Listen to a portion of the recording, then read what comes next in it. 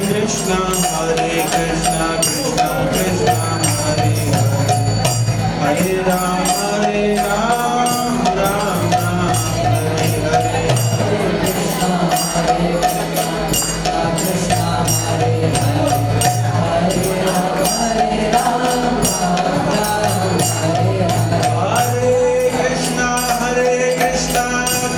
Krishna Hare Hare Hare Ram Ram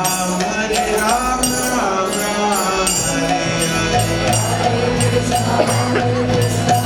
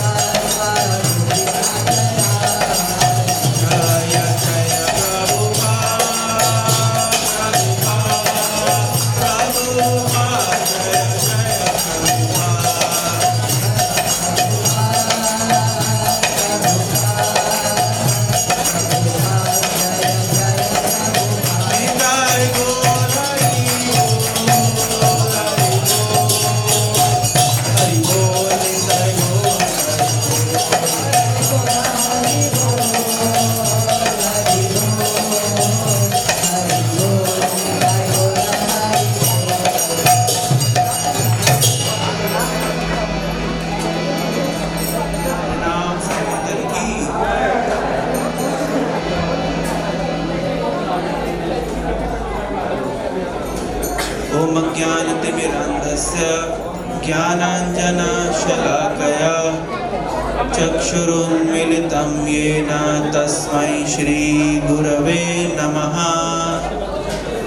नमः ॐ विष्णुपादाय कृष्णप्रेष्ठाय भूतले श्रीमते भक्तिवेदान्त स्वामिनिति नामिने।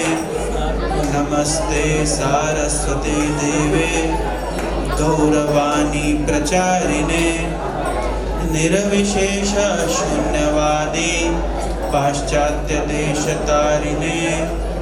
जय श्री कृष्ण चैतन्य प्रभु नित्यानंद श्री अद्वैत गदाधर श्रीवासादि गौर भक्त वृंद। हरे कृष्णा कृष्णा कृष्णा हरे हरे, हरे राम राम राम हरे हरे। हरे कृष्णा। कैसा लग रहा है आप सभी को? आनंद की अनुभूति हो रही है?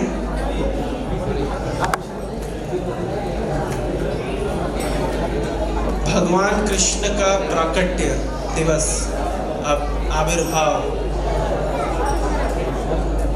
भगवान कहाँ पे प्रकट हुए थे? भगवान कहाँ पे प्रकट हुए थे? मथुरा में कि गोकुल में? कहाँ प्रकट हुए थे भगवान? मथुरा में कि गोकुल में? मथुरा में। हरे कृष्णा। शांति।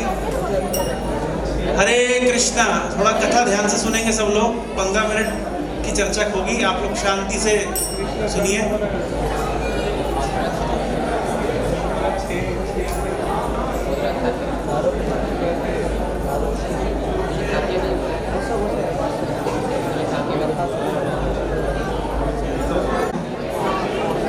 कि भगवान कृष्ण का प्राकट्य वास्तव में दोनों स्थान पे हुआ एक साथ। भगवान मथुरा में भी प्रकट हुए हैं और भगवान गोकुल में भी प्रकट हुए हैं। टीवी में आपने केवल एक ही देखा होगा। टीवी में आपने देखा होगा केवल मथुरा में कंस के कारागार में, कंस की जेल में भगवान कृष्ण का प्राकट्य होता है। तत्पश्चात वसुदेव जी उनको लेकर के कहाँ पे आ जाते हैं? मथुरा से यमुना नदी पार करके और गोकुल में आ जाते हैं। और गोकुल से किसको ले जाते हैं? गोकुल से भगवान महामाया, जो कन्या का जन्म हुआ था यशोदा के यहाँ, उनको ले जाते हैं। ऐसा हमने टीवी में देखा है और सुना भी है। बचपन से यही कथा हम सुनते हुए आ रहे हैं। लेकिन वैष्णवाचार्यों का मत है, विशेष रूप से गौड़ीय वैष्णवाचार्यों का मत है कि भगवान का प्राकट्य दोनों स्थान पे हुआ है। भगवान मथुरा में भी प्रकट हुए हैं और भगवान गोकुल में भी प्रकट हुए। और जब भगवान को वसुदेव जी लेकर के जाते हैं मथुरा से गोकुल, तो रात के अंधकार में वो ये नहीं देख पाते हैं कि वहाँ पे पहले से कृष्ण ऑलरेडी प्रकट हो चुके हैं। वो केवल यशोदा के एक तरफ पड़ी हुई कन्या को देख पाते हैं, लेकिन वहाँ पे जो कृष्ण का प्राकट्य हो उनको नहीं देख पाते हैं। और वैष्णवाचार्य लिखते हैं कि ये जो कृष्ण जिनको वसुदेव जी लेकर के गए, ये उन कृष्ण के अंदर समा गए जो कृष्ण यशोदा से जन्मे थे। यहाँ पे 2 कृष्ण हैं। आप पहली बार सुन रहे होंगे ना, कितने लोग सुन रहे हैं ये सिद्धांत कि 2 कृष्णों का जन्म हुआ है। कृष्ण एक नहीं, कृष्ण 2 हैं। अभी इंटरेस्टिंग थ्योरी सुनिए।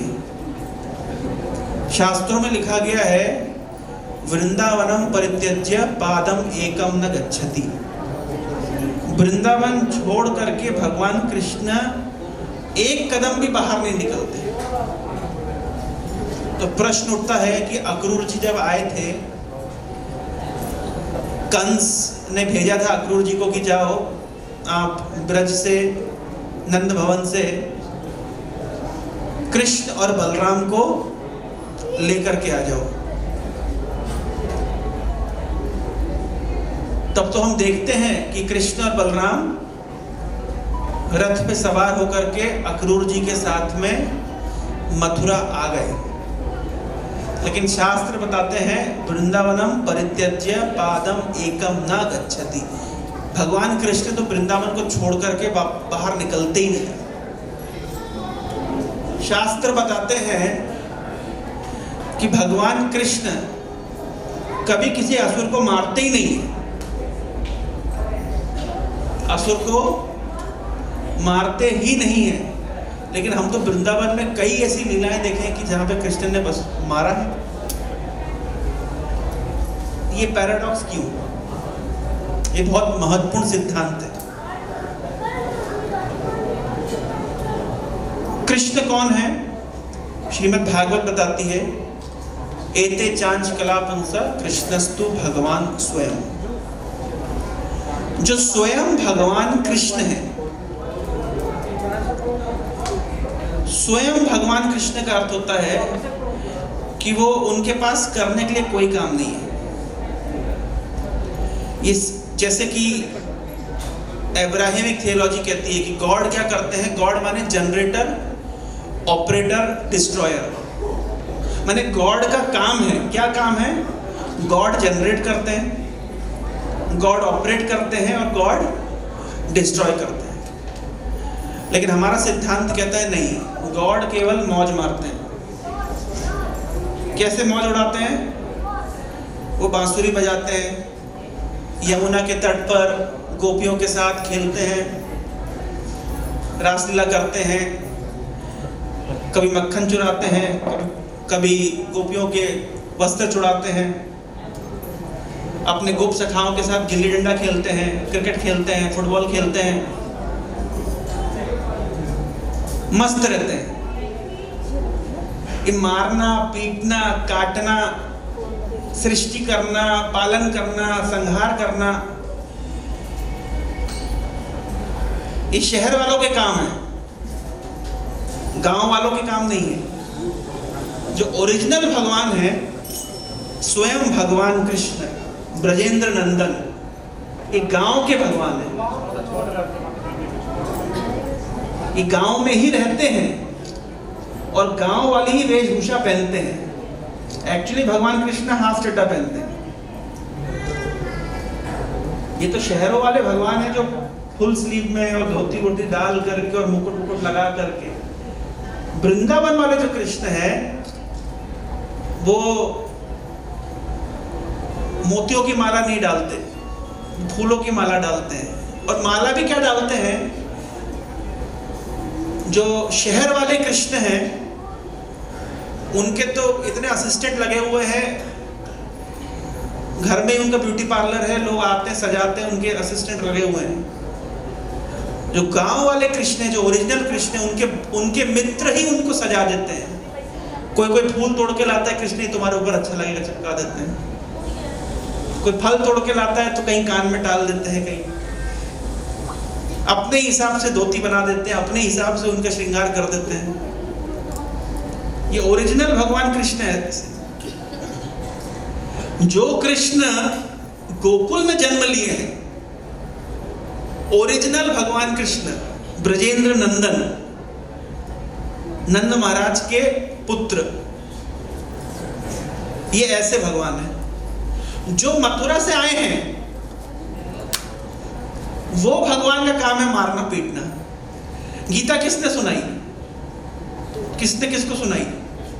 कृष्ण ने। कौन से कृष्ण ने सुनाई? ये मथुरा वाले कृष्ण ने गीता सुनाई है। ये गोकुल वाले कृष्ण को गीता सुनाने का कोई फुर्सत ही नहीं है। वो गाय चराने से फुर्सत मिले तो गीता का उपदेश सुना है। ये युद्ध भूमि में और पॉलिटिक्स करने जाना, ये सब ब्रज के कृष्ण को रास नहीं आता, मजा नहीं आता, बोरिंग लगता है। उन्हें तो मजा क्या आता है कि कृष्ण बैठे हुए अपने गोप सखाओं के साथ में, और भाई तेरे टिफिन में क्या है, वो तेरे टिफिन में क्या है, वो मेरे टिफिन में ये उसके मुंह में डाल रहा है, उसके मुंह में डाल रहा है, उनका यही चलता रहता है। इन कृष्ण को फुर्सत ही नहीं है कि कौन गीता का उपदेश सुनाए। अब समझ पा रहे मैं क्या बता रहा हूं? जो पूर्ण पुरुषोत्तम भगवान कृष्ण हैं, जिनका आविर्भाव हम वास्तव में मना रहे हैं, हम यहाँ पे एकत्रित हुए हैं मथुरा वाले कृष्ण के हैप्पी बर्थडे के लिए नहीं, हम सब एकत्रित हुए हैं किसके लिए? गोकुल वाले कृष्ण को हैप्पी बर्थडे बोलने के लिए। जो मथुरा वाले कृष्ण हैं, ये भगवान विष्णु जब क्षीर सागर पे लेटते हैं और देवता लोग जाके स्तुति करते हैं कि भगवान बहुत समस्या है, बहुत असुरों का अत्याचार बढ़ गया है, आप कृपा करके आइए और क्या करिए? परित्राणाय साधूनां विनाशाय च दुष्कृतां धर्म संस्थापनार्थाय संभवामि युगे युगे। तो देवता लोग प्रार्थना करते कि भगवान आप आइए और साधुओं की रक्षा करिए, असुरों का विनाश करिए, धर्म की स्थापना करिए। तो भगवान क्षीर सागर में बैठे बैठे, हाँ ठीक है आऊंगा, आता हूं। तो वे भगवान जो क्षीर सागर में शयन कर रहे हैं, देवताओं की पुकार सुनकर के वसुदेव जी के घर में देवकी के गर्भ से प्रकट होने के लिए तैयार हो गए, वो आ गए। लेकिन जो भगवान गोकुल में प्रकट हुए हैं, वो साधुओं की रक्षा करना, कि असुरों का विनाश करना, कि धर्म की स्थापना करना उनका काम नहीं। उनका एक ही काम है, क्या? मद भक्तानां विनोदार्थम करोमि विविध क्रिया। अपने भक्तों को आनंद प्रदान करने के लिए बस विभिन्न प्रकार की लीलाएं करना। ये मारना, पीटना, काटना, ये गोकुल वाले कृष्ण को मजा नहीं आता। तो अब आप देखिए, वृंदावन में जो जो असुर मारने की लीला हुई है, वो कौन कर रहे हैं? वो Mathura version of Lord Krishna कर रहे हैं। और जो गोपियों के साथ लीला कर रहे हैं, वो कौन कर रहे हैं? वो Gokul version of Lord Krishna कर रहे हैं। जब अक्रूर जी लेने के लिए आए, तो कौन सा वर्जन ऑफ कृष्ण चला गया? कौन से कृष्ण चले गए? Mathura version of Lord Krishna, वो अक्रूर जी के साथ में चले गए। और जो Gokul version of Lord Krishna है, वो वहीं पे रह गए। कभी कभी विरह में गोपियां लोग खोजती थी कृष्ण का, हे राधे, हे ब्रज देवी के च ललिते, हे नंद सुनः कुतः, श्री गोवर्धन कल्प पाद पतले कालिंदी बन्य कुतः, घोषंत बिति सर्वतो ब्रजपुरे खेदेर महाविभलौ। विभल होकर के ब्रज के लोग कृष्ण को खोजते थे, कृष्ण कहाँ चले गए? तो कभी कभी कृष्ण दिखाई दे जाते थे, तो गोपियां कृष्ण सामने आ जाते थे। गए नहीं है, अक्रूर जी लेके किसको गए? मथुरा वर्जन और लॉर्ड कृष्ण। और गोकुल वाले कृष्ण तो सामने ही है। तो गोपी अपने आप को ऐसे चिमटी कोटती थी कि मैं सपना तो नहीं देख रही हूँ, कृष्ण तो चले गए, सामने कौन है?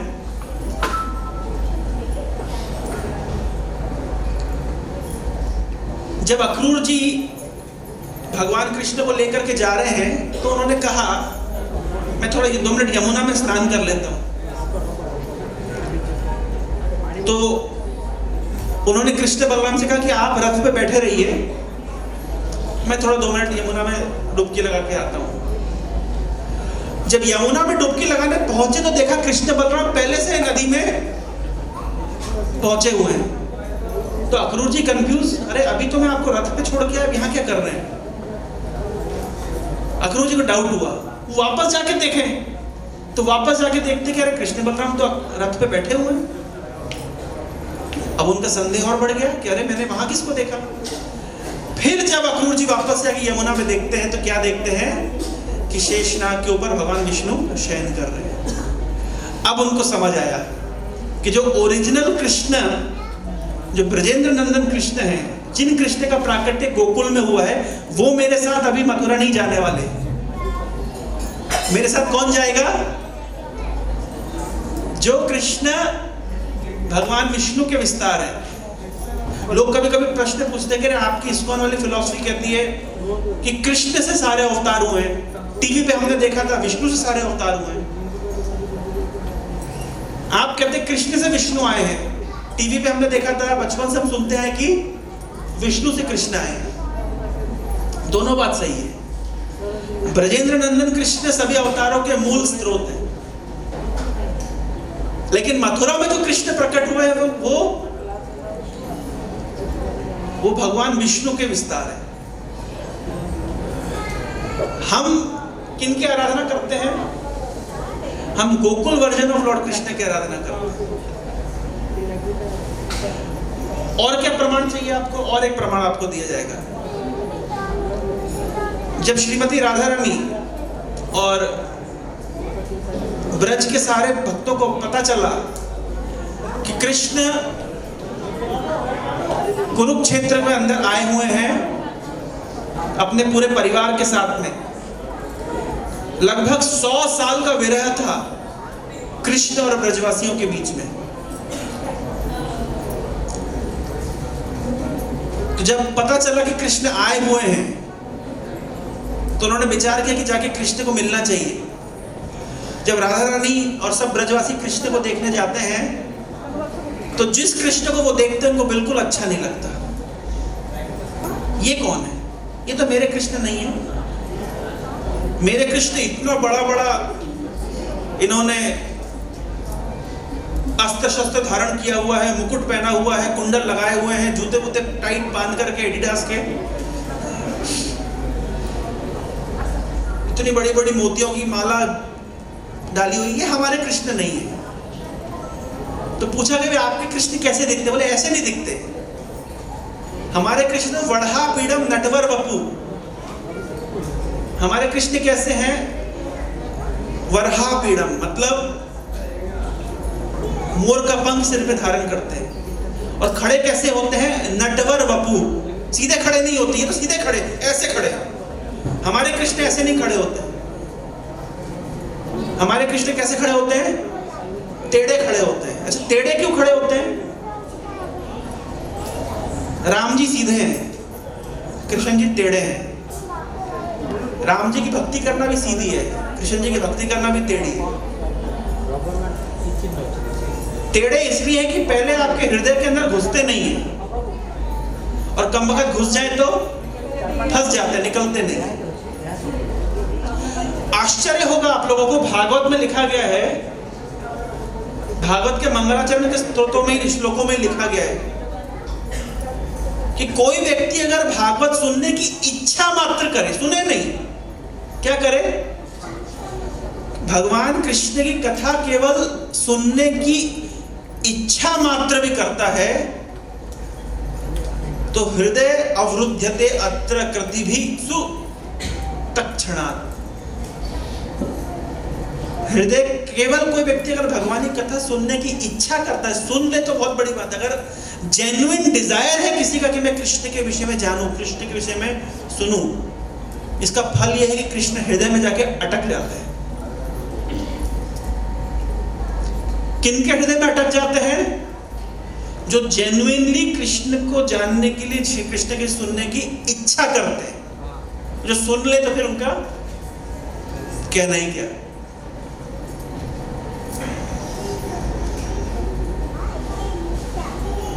जो कृष्ण ब्रज में रहते हैं, वरहा पीड़म नटवर वपु, जब वो चल के जाते हैं तो उनके कान में ऐसे फूल लगाते हैं। आपने देखा होगा कॉलेज के लड़के कैसे करते हैं, जब लड़कियां दिखती है तो ऐसे ऐसे बाल को ऐसे ऐसे करते हैं। देखा आप लोगों ने? होता है इस तरीके से। तो कृष्ण भी ऐसे करते हैं। एक तरफ कान में फूल है तो इधर गोपियां दिखी तो इस फूल को इधर निकाल के लगा लेंगे, उधर दिखी तो उधर लगा लेंगे। आपके भगवान विष्णु से एक्सपेक्ट कर सकते हैं? लेकिन भगवान कृष्ण ऐसा करते हैं। इसलिए भगवान कृष्ण सर्वाकर्षक है। ये मारने पीटने वाले कृष्ण का आकर्षण नहीं है। ये क्या इसमें विशेषता है? जो कृष्ण आकर्षित करते हैं अपने प्रेम से आकर्षित करते हैं, अपने माधुर्य से आकर्षित करते हैं, अपनी बांसुरी बजा करके आकर्षित करते हैं। कृष्ण के हाथ में बांसुरी क्यों होती है? क्योंकि वो जीवात्माओं को आकर्षित करते हैं अपनी तरफ, आकर्षण करते हैं। कर्षति इति कृष्ण। भगवान के नाम का भी कितना सुंदर अर्थ है। कृषिर भूवाचको शब्द नश्च निवृत्ति वाचकः तयोरेका परब्रह्म कृष्ण इति अभिधीयते। कृष्ण शब्द देखिए कितना सुंदर है। ये दो शब्दों से बना है, कृष्ण। कृष्ण शब्द सुना आप लोगों ने? कृषि, कोई एक शब्द होता है कृषि। कृषि माने, कृषि माने खेती, फार्मिंग। कृषि भूवाचको शब्द। कृषि में क्या होता है? खेती में क्या होता है? आप बीज लगाते हैं, पेड़ आता है, फल आता है, फल में बीज होता है, फिर आप बीज लगाते हैं, पेड़ आता है, फल आता है, फल में बीज होता है, फिर बीज लगाते हैं, पेड़ आता है, फल होता है, फल में बीज होता है, फिर बीज लगाते हैं तो पेड़ आता है। क्या देख रहे हैं? साइकिल चल रहा है। तो कृषि, तो कृष्ण में कृष्ण धातु का अर्थ है फार्मिंग, खेती, कृषि। भूवाचक, बारंबार हो रहा है, बारंबार होता है, बारंबार होता है। और नश्चा निवृत्ति वाचक, और जो बारंबार होने वाले चक्र में ना लगा दे, कैंसिल, नो, नहीं ये नहीं चलेगा, नहीं, उनको कृष्ण कहते हैं। यानी कृष्ण शब्द का अर्थ क्या हुआ?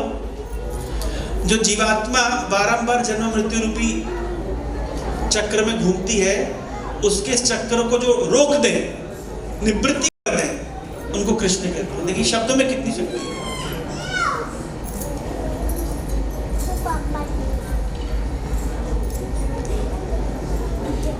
हमारे सिद्धांत के अनुसार हम ये फेस्टिवल क्यों सेलिब्रेट करते हैं? जन्माष्टमी फेस्टिवल सेलिब्रेट करना, रथ यात्रा फेस्टिवल सेलिब्रेट करना, उद्देश्य क्या है?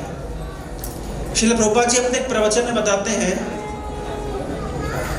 कि ये त्योहारों को मनाने का उद्देश्य है कृष्ण को संतुष्ट करना, उनकी प्रसन्नता हेतु। भागवत में एक बहुत सुंदर श्लोक है प्रहलाद महाराज के द्वारा। वे कहते हैं कि एक उदाहरण देते हैं। वे कहते हैं एक मिरर है और उस मिरर में आपका रिफ्लेक्शन दिखाई दे रहा है। उस रिफ्लेक्शन को अगर आप सजाते हैं, यानी मिरर के ऊपर रिफ्लेक्शन है, उस रिफ्लेक्शन को आप डेकोरेट करते हैं, तो क्या ओरिजिनल चेहरा डेकोरेट हो जाता है? मेरा चेहरा है एक कांच के ऊपर, एक आईने के ऊपर दिखाई दे रहा है। मैं आईने को सजा रहा हूं, तो क्या मेरा चेहरा सज जाएगा? नहीं सजेगा। लेकिन मैं ओरिजिनल चेहरे को सजाता हूं तो क्या होता है? तो क्या होता है? ओरिजिनल चेहरे को सजाते हैं तो जो मिरर में रिफ्लेक्शन है वो भी सज जाती है। तो प्रहलाद महाराज उदाहरण देते हैं, हम सब जो जीवात्मा है वो भगवान का रिफ्लेक्शन मात्र है। ओरिजिनल चेहरा कौन है? भगवान का। कोई व्यक्ति अगर भगवान के चेहरे को सजाता है, यानी भगवान को संतुष्ट करता है, भगवान को प्रसन्न करता है, इसका फल यह है कि हम भी प्रसन्न हो जाते हैं। लेकिन कोई व्यक्ति अगर भगवान को भूल करके अपने आप को प्रसन्न करने का प्रयास करता है, उसका अपने आप को प्रसन्न करने का प्रयास वैसा ही है जैसे मिरर रिफ्लेक्शन को सजाना। आज समाज में अगर लोग दुखी हैं, कष्ट में है उसका कारण ये है कि वो ओरिजिनल चेहरे को नहीं सजा रहे हैं, वो मात्र मिरर रिफ्लेक्शन को सजा रहे हैं। इसके संबंध में एक छोटी सी स्टोरी बता करके मैं अपने वक्तव्य को विराम दूंगा। एक बार की बात है, शायद हमने संडे क्लास में चर्चा करी, मुझे ध्यान नहीं है। एनीवे, एक बार की बात है कि भगवान कृष्ण ने मुरली बजाई और सभी गोपियां उनकी मुरली की आवाज सुन के चली आई। तो कृष्ण ने गोपियों को कहा, सुना आप लोगों ने स्टोरी? किसी को ध्यान है? किसी को ध्यान नहीं है? एनीवे, कृष्ण ने गोपियों को कहा कि गोपियां देखो, ऐसा ये अच्छी बात नहीं है। किसी पराये पुरुष ने बांसुरी बजाई, रात के अंधकार में तुम सब चली आई, अच्छी बात नहीं है। ये नहीं, ऐसा नहीं करना चाहिए। आप सभी को पतिव्रता धर्म का पालन करना चाहिए। पतिव्रता धर्म का पालन करना अर्थात मैं एक अन्य पुरुष हूं, आप मेरे लिए चली आई, अच्छी बात नहीं है। समाज में क्या उदाहरण स्थापित करेंगे आप? फिर उन्होंने उदाहरण दिए कि देखिए कितने महान महान पतिव्रता नारियां हुई है। जैसे आपके उड़ीसा में क्या कौन सा वो व्रत करते हैं? सावित्री व्रत करते हैं, सती सावित्री। कितनी महान महान ऐसी दमयंती कथा आती है ना, कि वो इतनी पतिव्रता नारी थी कि सूर्य उदय होने से उन्होंने अगर बोल दिया अगर मैं पतिव्रता हूं तो सूर्य उदय ना हो, इतनी शक्ति है। और आप क्या कर रहे हैं? मैं रात को बांसुरी बजा रहा हूं, आप सब चल के आ गए, अच्छी बात नहीं है। उन्होंने एक उदाहरण दिया। उन्होंने बताया एक ब्राह्मण थे, वो यज्ञ कर रहे थे, और ये ब्राह्मण जब यज्ञ कर रहे थे तो यज्ञ करके थक गए, तो अपनी पत्नी के सिर के ऊपर, अपनी पत्नी की गोद के ऊपर सिर रख के सो गए। अब जब सो गए तो पत्नी देख रही है कि उनका छोटा बच्चा यज्ञ कुंड की तरफ आगे बढ़ रहा है, और यज्ञ कुंड के लगभग पास में पहुंच गया है। पर इन्होंने विचार किया कि मेरे पति इतना थक गए हैं, मैं इनको कैसे डिस्टर्ब करूं। तो अपने पतिव्रता धर्म का पालन कर। उस जमाने के स्टैंडर्ड्स खैर बहुत अलग थे, आप लोग परेशान मत होइएगा। मैं कैसे इनको डिस्टर्ब करूं? तो देखते ही देखते वो छोटा बच्चा यज्ञ कुंड के अंदर गिर गया। कुछ समय के बाद जब पति जागे तो ये पत्नी उठ करके भाग करके जाती है, और जाकर के अपने बच्चे के पास जब तक पहुंचती, क्या देखती है कि बच्चा वहां पे यज्ञ कुंड के अंदर खेल रहा है। क्यों खेल रहा है? इनकी सतीत्व की इतनी शक्ति है कि यज्ञ कुंड की जो अग्नि है वो ठंडी शीतल हो गई। तो कृष्ण उदाहरण दे रहे, कृष्ण सिखा रहे हैं कि देखो गोपियों, तुम्हें पतिव्रता धर्म का पालन करना चाहिए। ये जो तुमने किया ये अच्छा नहीं किया। तो गोपियों ने कहा ठीक है कृष्ण, आपकी बात हमने सुनी, अब हमारी बात सुनिए। अब आपने एक ब्राह्मण का उदाहरण दिया, हम भी एक ब्राह्मण का उदाहरण आपको देते हैं। एक ब्राह्मण थे, ये किसी कामकाज से इनको घर से दूर जाना था। उस जमाने में जूम कॉल नहीं होता था, कि वीडियो कॉलिंग नहीं होती थी, मोबाइल नहीं था। ये पत्नी अपने पति के साथ बहुत विरह का अनुभव करती। तो इन्होंने प्रार्थना करी कि आप भी हमको लेकर के जाइए, लेकिन ब्राह्मण का नहीं, मैं आपको ले जा नहीं पाऊंगा। एक काम करिए, मेरी फोटो रख लीजिए, मेरी फोटो देख देख करके मेरा स्मरण करिएगा। जैसे मुझे भोजन कराती है वैसे फोटो को भोजन करा दीजिएगा, मुझे शयन कराती है आप फोटो को शयन करा दीजिएगा, आपकी सेवा स्वीकार हो जाएगी। तो पत्नी ने कहा ठीक है, बहुत अच्छी बात है। तो पति चले गए, और ये पत्नी उन फोटो की सेवा करती थी। कुछ महीनों के बाद में पति वापस आए, दरवाजा खटखटाया, नॉक किया और आवाज लगाई। गोपियों ने कृष्ण से पूछा, अब आप बताइए इस पतिव्रता नारी को क्या करना चाहिए? फोटो को ही भोजन कराना चाहिए, फोटो की सेवा करनी चाहिए, फोटो को शयन कराना चाहिए, कि दरवाजे पे आए हुए पतिदेव का स्वागत करना चाहिए? क्या करना चाहिए? क्या करना चाहिए? फोटो की सेवा करनी चाहिए कि साक्षात जो पति की फोटो की सेवा करनी चाहिए, कि पति साक्षात आकर उनकी सेवा करनी चाहिए? साक्षात जो आ गए। तो गोपियां कहती है कृष्ण हम भी तो वही कर रहे हैं, फिर आप हमें क्यों आप आरोप लगा रहे हैं? अभी तक हम फोटो की सेवा कर रहे थे, अब आपने नॉक किया है, तो अभी हमें क्या करना चाहिए? फोटो की सेवा करते रहे कि फोटो छोड़ करके जो साक्षात पति देव हैं उनकी सेवा करें? कृष्ण निरुत्तर हो गए, चुप हो गए, कुछ आंसर ही नहीं दे पाए। तो वास्तव में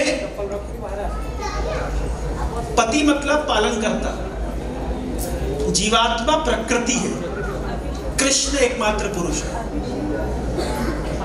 एक बार मीराबाई गई थी ब्रज में जीव गोस्वामी से मिलने के लिए, तो जीव गोस्वामी ने मना कर दी, बोले मैं किसी स्त्री से नहीं मिलता।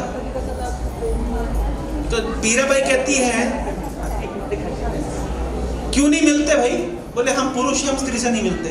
तो मीराबाई कहती हमने तो सुना था कि ब्रज में केवल एक ही पुरुष है, बाकी सब तो प्रकृति है, आप कौन से पुरुष हो गए? दूसरा पुरुष कहां से आ गया? कहने का तात्पर्य यह है कि भगवान है पुरुष, भोक्ताराम यज्ञ तपसाम सर्वलोक महेश्वर, हम सब प्रकृति है, हम सब मात्र मिरर इमेज है, ओरिजिनल चेहरा है भगवान। जब भगवान को संतुष्ट करते हैं तो ओरिजिनल चेहरा अपने आप सज जाता है। लेकिन अगर ओरिजिनल चेहरे को छोड़ करके मिरर इमेज को सजाया जाए तो सजावट लंबे समय तक नहीं रहती। इतना सा सूत्र अगर इस संसार के लोग समझ लें तो सभी प्रकार का दुख दर्द दूर हो जाएगा। भगवान कृष्ण का जो प्राकट्य होता है, बारंबार हम मनाते हैं, उसका उद्देश्य क्या है? उसका उद्देश्य यही है कि हम जाने कि कृष्ण के साथ हमारा संबंध क्या है। इसको कहते हैं संबंध ज्ञान। हम सब उन भगवान के अंश हैं और अंश का कार्य होता है पूर्ण की सेवा करना।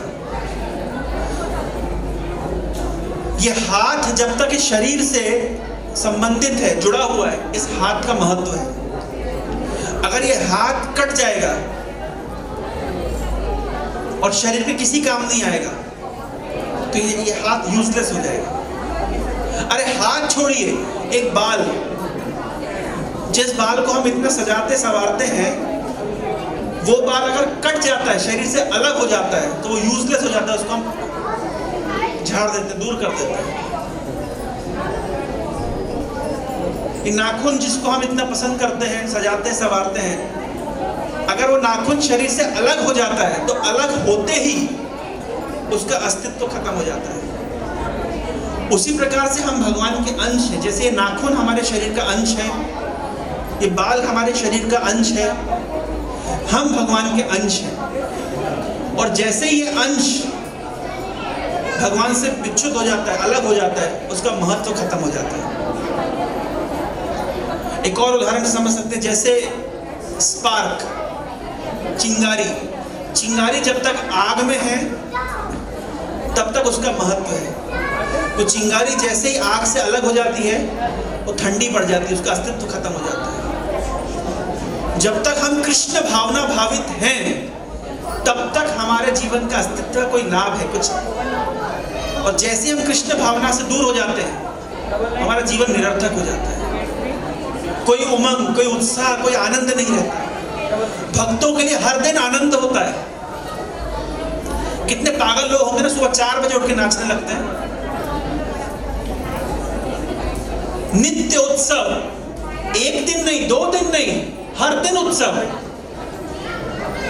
कृष्ण भावना भावित व्यक्ति के लिए हर दिन उत्सव है।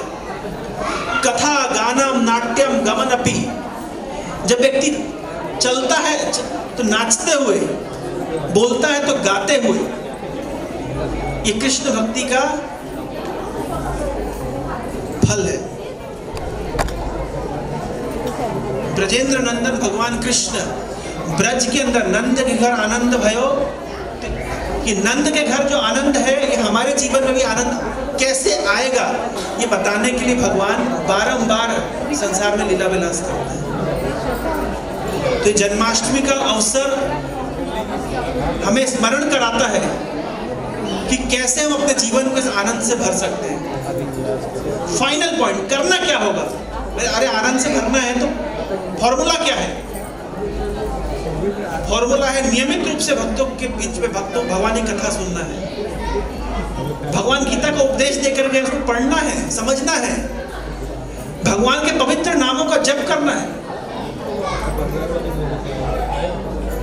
भगवान का प्रसाद आस्वादन करना है। और ये सब कुछ हमें भक्तों के संग में करना है। भक्तों के संग में फास्टिंग करना कितना इजी होता है। अकेले फास्टिंग करिए प्राण निकल जाता है। निर्जला एकादशी आती है, अकेले करके देखिए, बहुत मुश्किल है। लेकिन भक्तों के संग में करिए, पता ही नहीं चलता पूरा दिन कैसे बीत जाता है, नाचते हुए, गाते हुए, जपते हुए। संगात संजायते कामः, संगति में कामना जागृत होती है। जैसे पियक्कड़ों की संगति में पीने की इच्छा जागृत हो जाती है। आप नहीं पीते होंगे, लेकिन संग का प्रभाव होता है कि आपकी पीने की इच्छा हो जाती है। वैसे ही भक्तों के संग में भक्ति करने की इच्छा हो जाती है। मैं देखता हूँ ये एक हमारा बड़ा ही चैलेंजिंग इशू है। सेंटर को हमारे 4 साल हो गए हैं, 4 साल पुराने भक्त कभी दिखाई नहीं देते हैं। और क्या कर रहे हैं भाई? भक्ति कर रहे हैं, घर में अकेले अकेले भक्ति कर रहे हैं। मैं नहीं मानता, अकेले अकेले भक्ति करना नेक्स्ट टू इम्पॉसिबल है। मैं कम से कम अभी 15 साल से इस्कॉन से जुड़ा हुआ हूँ। 2011 में जुड़ा था, 2025 हो गया, 14 साल से। अभी भी मैं गारंटी से बोल सकता हूँ भक्तों के संग से दूर जाऊंगा, भक्ति अपनी माला वाला साइड हो जाएगी। संग शक्ति कलो जुगे, कलयुग में संग में शक्ति है। इसलिए सब संग बनाते हैं। कोई किसी को स्ट्राइक करनी हो, अकेला कोई स्ट्राइक नहीं करता। अकेला आदमी जिंदाबाद मुर्दाबाद करे, पुलिस को पटा के फेंक दे। इसलिए क्या होता है, कलयुग में सब संग में जाते हैं। जिंदाबाद जिंदाबाद, नहीं चलेगी नहीं चलेगी, तानाशाही नहीं चलेगी, पूरी करो हमारी मांगे पूरी करो। कैसे जाते हैं देखा आप लोगों ने? स्ट्राइक करते हैं, संग में करते हैं, डिमांड रखते हैं, संग में करते हैं। अभी सुप्रीम कोर्ट ने ऑर्डर दिया कि कुत्तों को जेल में डाल दो, मतलब रिहैब सेंटर में डाल दो। तो कितने लोग इकट्ठा होकर के कोई कैंडल मार्च निकाल रहा है, कोई नारेबाजी कर रहा है, सब संग में हो रहा है। संग में क्यों? कि कलयुग में एकला चला काम नहीं काम करती, संग में होता है। तो भगवान की भक्ति भी संग में होती है। इसलिए प्रभुपाद जी ने बनाया कृष्ण भावनामृत संग। प्रभुपाद जी बनाते एकला कृष्ण भावनामृत नहीं, एकला नॉट पॉसिबल, संग। तो इसलिए इस संग का लाभ लेना चाहिए, और इस संग में रहते हुए कृष्ण भक्ति बहुत सुलभ हो जाती है। और आप लोगों की इतनी सुंदर कम्युनिटी है। परस्परम अनुकथनम पावनम भगवत यशः। भागवत में कहा गया भक्त लोग कैसे करते हैं? परस्परम अनुकथनम, एक दूसरे को भगवान का स्मरण दिलाते रहते हैं। पावनम भगवत यशः, भगवान के यश को स्मरण करने से हृदय पवित्र होता है। मिथोरति, आपस में मिल करके भगवान की कथा कीर्तन करने से प्रेम बढ़ता है। मिथो तुष्टि, आपस में संतुष्टि मिलती है। और निवृत्ता मित आत्मनः, और इंद्र तृप्ति को छोड़ने की इच्छा होती है। आप अकेले रहेंगे तो इंद्र तृप्ति करने की इच्छा प्रबल होगी। आप संग में रहेंगे, आपकी इंद्र तृप्ति करने की इच्छा नहीं होगी। संग में रहते, आपने देखा, खुद ही आप अनुभव कर रहे हैं। जन्माष्टमी का अवसर है, हम साथ में, सुबह से लेकर रात शाम हो गई, कीर्तन चला जा रहा है, सेवा चली जा रही है। ये कहां से शक्ति प्राप्त हो रही है? इस संग से शक्ति प्राप्त हो रही है। अगर आपको बोला जाए कि एकादश जन्माष्टमी में अकेले सेवा करिए, संभव नहीं है। इस संग का लाभ उठाना चाहिए हमें। लाभ उठाने का तरीका क्या है? लाभ उठाने का बहुत सिंपल तरीका है। एक छोटा सा सिद्धांत बता करके मैं अपने वक्तव्य को विराम दूंगा। एक बहुत इंपॉर्टेंट एनेक्डोट है। एक बार की बात है, प्रभुपाद जी के गुरु महाराज भक्ति सिद्धांत सरस्वती ठाकुर, उनके मठ की घटना ही है। उनका एक मठ था, गौड़िया मठ, वहां की घटना है। तो एक बाबूजी आए थे, मतलब एक बड़े इंपॉर्टेंट व्यक्ति थे। एक त्योहार में उनको आमंत्रित किया गया था और उनको मालपुआ बहुत अच्छा लगा। क्या अच्छा लगा? मालपुआ। तो उन्होंने एक मालपुआ खाया, फिर बोला एक और दीजिए, तो एक और खाया, बोला एक और दीजिए, एक और खा लिया। तो 2-3 मालपुआ इन्होंने निपटा दिया। तो उस मठ में एक ब्रह्मचारी था, वो बाबूजी को क्या बोल दिया, बोला बाबूजी आप मालपुआ खा रहे हैं या मालपुआ आपको खा रहा है? क्या बोल दिया? आप मालपुआ खा रहे हैं या मालपुआ आपको खा रहा है? अब बाबूजी गुस्सा आ गया। क्या समझते हैं आप लोग अपने आप को? अरे इतना डोनेशन दिया मैंने, क्या 2 मालपुआ नहीं खा सकता? और क्या मैं मठ में क्या मालपुआ खाने आता हूं? क्या मैं खरीद के नहीं खा सकता? और बड़ा गुस्सा हो गया। किस प्रकार का व्यवहार है आपका? अपने अतिथि के साथ ऐसे बात करते हैं। बड़ा उनको बुरा लगा। उन्होंने भक्ति सिद्धांत सरस्वती को चिट्ठी लिखी, बोले मैं आपके मठ में गया था क्रिस्टल कोर्टयार्ड में, और बड़ा जन्माष्टमी आप लोग मना रहे थे, और दूसरी बार खीर क्या मांग ली, वो तो भैया देने वाला इतना गुस्सा हो गया कि मुझे बोल दिया कि प्रभु जी आप खीर खा रहे हैं, खीर आपको खा रही है। ऐसा किसी के साथ हुआ तो नहीं ना? मैं उम्मीद करता हूँ खीर सफिशिएंट रही होगी, अभी भी है, आप लोग खा सकते, चिंता मत करिए, कोई आपको नहीं बोलेगा। तो उन्होंने लंबा लेटर लिखा। तो भक्ति सिद्धांत सरस्वती को जब ये लेटर मिला तो हंसने लगे, बोले अरे बाबूजी समझे नहीं, हमारे शिष्य की बात को समझे नहीं। उन्होंने रिप्लाई दिया, और रिप्लाई में उन्होंने लिखा कि बाबूजी आप मालपुआ खाएं ये कोई महानता नहीं है, हाँ लेकिन अगर आपको मालपुआ खा जाए तो समझिए आपका जीवन धन्य हो गया। बोले इसका अर्थ क्या है? इसका बहुत सिंपल अर्थ है, आप प्रसाद पाते हैं ये कोई महान बात नहीं है, लेकिन जिस दिन प्रसाद आपको पा जाए, मतलब भाई अभी आप प्रसाद लेते हैं, किसी किसी दिन प्रसाद लेते हैं और किसी दिन प्रसाद नहीं लेते हैं, लेकिन जिस दिन मन में आ जाए मैं केवल प्रसाद ही लूंगा, इसका अर्थ क्या है? अभी आप भक्ति में फिक्स हो गए। हम नाम जब करते हैं, क्या बोलते हैं उसको? नाम ग्रहण करना, बोलते हैं ना नाम ग्रहण करो। आप नाम ग्रहण कर रहे हैं, बड़ी बात नहीं है। ग्रहण शब्द का अर्थ क्या होता है? ग्रहण, राहु क्या करता है? सूर्य को ग्रहण कर लेता है। आप नाम ग्रहण कर रहे हैं, बड़ी बात नहीं है, कर भी सकते, छोड़ भी सकते हैं, लेकिन जीवन की सफलता क्या है?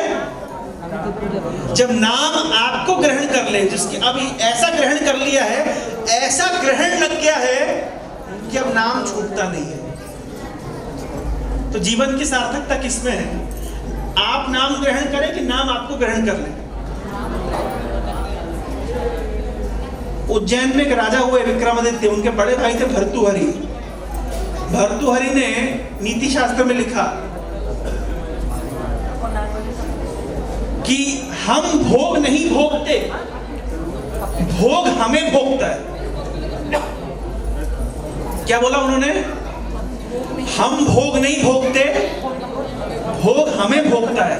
उदाहरण, आप सिगरेट पीते हैं या सिगरेट आपको पीती है? सच क्या है? शराबी शराब पीता है या शराब शराबी को पी जाती है? असलियत क्या, हकीकत क्या है? शराब शराबी को पी जाती है। आप भक्ति करते बड़ी बात नहीं है, आपने भक्ति ग्रहण करी कोई बड़ी बात नहीं है। जिस दिन भक्ति आपको ग्रहण कर ले, समझना चाहिए जीवन धन्य है। एक बच्चा चल के जा रहा था रोड के साइड में, पिताजी ने कहा बेटा मेरा हाथ पकड़ो। बच्चे का कहा नहीं नहीं पिताजी आप मेरा हाथ पकड़ो। बोले बात तो एक ही, बोले बात एक नहीं है,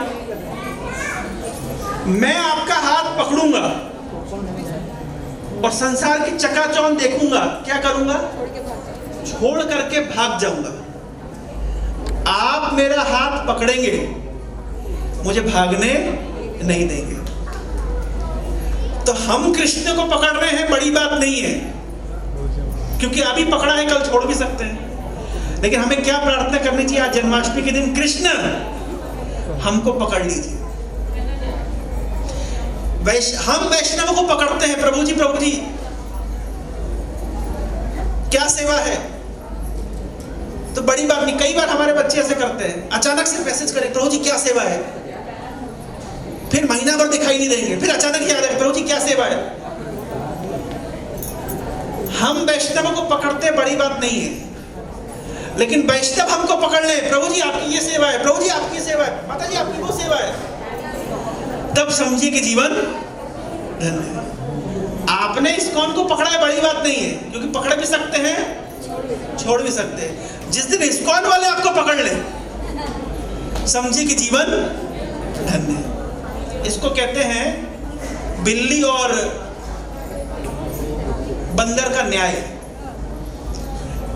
आपने देखा बंदरिया अपने बच्चे को कैसे लेके जाती है? बंदरिया का बच्चा क्या करता है? बंदरिया को पकड़ता है, और बंदरिया क्या करती है? एक पेड़ से दूसरे पेड़ पे छलांग लगाती है। लेकिन कभी कभी क्या होता है कि जो बंदरिया का जो बच्चा होता है वो माँ को छोड़ देता है, और क्या होता है? गिर के मर जाता है। लेकिन बिल्ली क्या करती है? बिल्ली क्या करती है?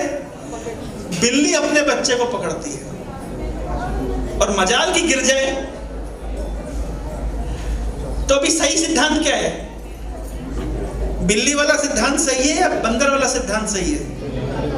भाई हम बंदरिया की तरह, बंदरिया के बच्चे की तरह भगवान को पकड़े, वैष्णव को पकड़े, छोड़ भी सकते हैं।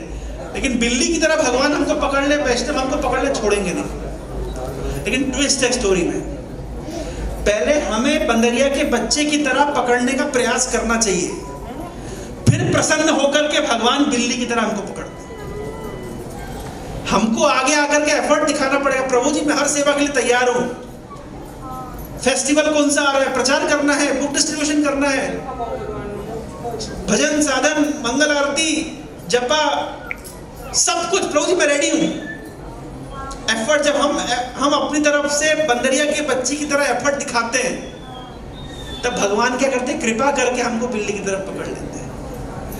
और शास्त्र में कहा गया है कि एक बार कृष्ण जिसको पकड़ लेते हैं कि मजाल की वो छोड़ दें। तो आप में से कितने लोग तैयार हैं कृष्ण के द्वारा पकड़ में आने के लिए? काफी डेंजरस मैटर हो सकता है ये, इसलिए कुछ हाथ सोच समझ के खड़े करिएगा। तो कितने लोग चाहते हैं कि भगवान कृष्ण आपको पकड़ लें? हरे कृष्णा हरे कृष्णा कृष्णा कृष्णा हरे हरे हरे राम हरे राम राम राम हरे हरे। ऐसे नहीं, ऐसे क्यों नहीं? ऐसे भी नहीं, मेहंदी थोड़ा दिखा रहे, ऐसे भी नहीं, ऐसे भी नहीं, ऐसे ऐसे क्यों? ऐसे का मतलब मत पकड़ो, दूर हो जाओ। ऐसे मतलब देखो मेरी अंगूठियां देखो, मेरे पास तो नहीं है खैर। ऐसे मतलब छोटा बच्चा कैसे आता है माँ के पास? ऐसे। तो चैतन्य महाप्रभु को देखा आपने? ऐसे। हमारे मंदिर में चैतन्य महाप्रभु थोड़े से ऐसे हैं। वो ऐसे क्यों है? वो उड़िया डांस में, मतलब ओडिसी डांस में ये स्टेप होती है। तो चैतन्य महाप्रभु हमारे मंदिर वाले ओडिसी डांस कर रहे हैं, लेकिन भगवान चैतन्य महाप्रभु ऐसे हैं। ऐसे क्यों है? ऐसे नहीं कि ऐसे नहीं, ऐसे। ऐसे मतलब जैसे छोटा बच्चा आता है कि छोटा बच्चा देखा ना, अपने मम्मी मुझे गोद में लो, तो वैसे ही भक्त भगवान को, भगवान मैं भी हूँ, प्लीज प्लीज। तो इस तरीके से हम भगवान के बात, कैसे होता है करके दिखाइए जरा। हरे कृष्णा हरे कृष्णा कृष्णा कृष्णा हरे हरे हरे राम राम राम हरे हरे। इस प्रकार से हम भगवान को पुकार लगाते हैं कि भगवान जन्म जन्मांतर से आपसे दूर हो गए हैं, इस जीवन में अवसर दीजिए आपकी शरण में आने। इस भाव के साथ हम इस जन्माष्टमी को मनाते हैं, इस भाव से हम सारे त्योहारों को मनाते हैं। अगर आप सभी भक्तों का ऐसे ही उत्साह रहेगा तो बहुत जल्द श्री राधा नील माधव जी के मंदिर प्रांगण में ही इस जन्माष्टमी के त्योहार को मनाया जाएगा। तो इसके लिए आपको और अधिक उत्साह के साथ में लगे रहना पड़ेगा। हरे कृष्णा। श्रील प्रभुपाद की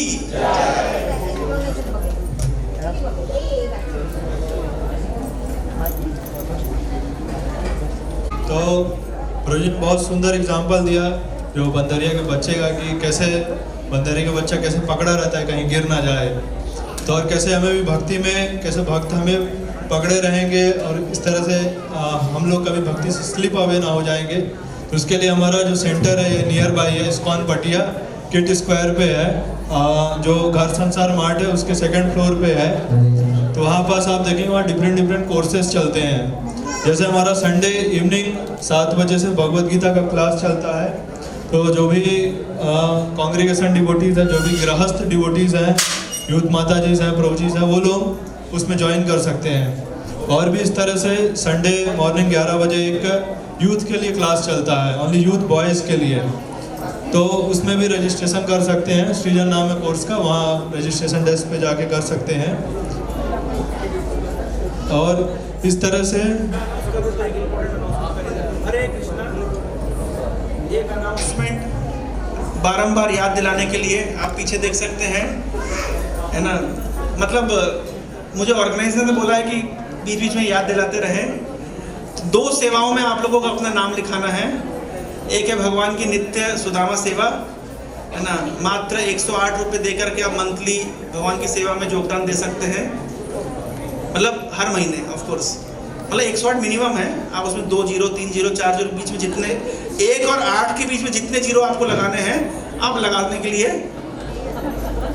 मतलब फ्रीडम है आपको, जो जितने जीरो लगा सकता है उतने लगा सकता है।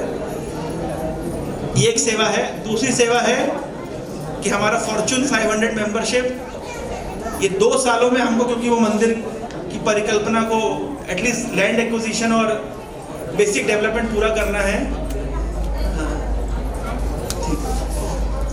यहाँ पे जितने लोग नए आए हैं जिनको नहीं पता है, नंदन कानन से 2 किलोमीटर दूर, 1 किलोमीटर दूर 5 एकड़ जमीन हम लोग ले चुके हैं और लगभग 15 एकड़ जमीन लेने का प्रयास जारी है। वहाँ पे श्री राधा नील माधव जी का सुंदर मंदिर और एक इको विलेज बनाया जा रहा है। बहुत ही भव्य वहाँ पे परिकल्पना है, प्राकृतिक स्थान है, चंदका जंगलों से लगा हुआ है और प्राकृतिक रूप से ही वहाँ पर ये मंदिर बनाया जाएगा, जो केरला का जो कॉटेज स्टाइल का टेम्पल होगा। भक्तों के लिए रहने के लिए कॉटेजेस होंगे। वहाँ पे उड़ीसा का एक सबसे बड़ा एक 7D थिएटर बना रहे हैं।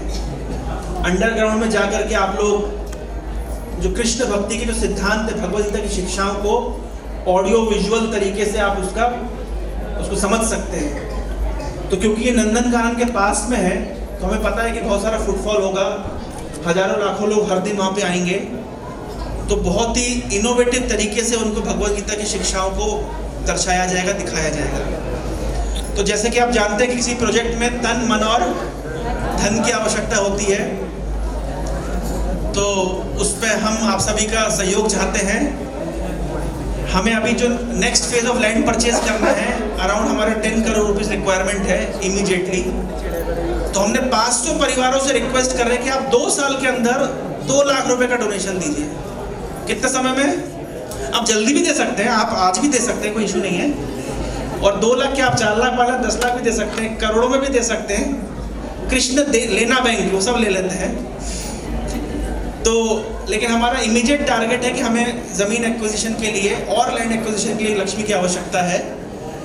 तो फॉर्चून 500 हमने एक स्कीम बनाई है, मतलब वो फॉर्चूनेट 500 परिवार जिनसे हम 2-2 लाख रुपए इकट्ठा करेंगे, जिससे हम उस एक्स्ट्रा लैंड पोर्शन को एक्वायर कर सकें। तो जो भी आप में से कोई मेंबर बनना चाहता है तो आपको केवल कमिटमेंट करना है, आपको लक्ष्मी अभी देना नहीं है, कमिटमेंट करना है। लेकिन इंटरेस्टिंग बात ध्यान रखिए, कृष्ण के लिए कमिटमेंट करते हैं तो कृष्ण आपके और मतलब आय के स्रोत को बढ़ा देते हैं। अगर नहीं है तो करके देख लीजिए।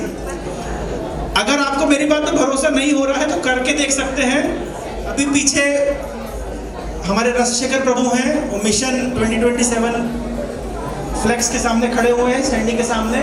आप कमिटमेंट कर दीजिए और आप देखिए कि भगवान वो जो आपने कमिटमेंट किया है उससे अधिक आप तक पहुंचा देंगे।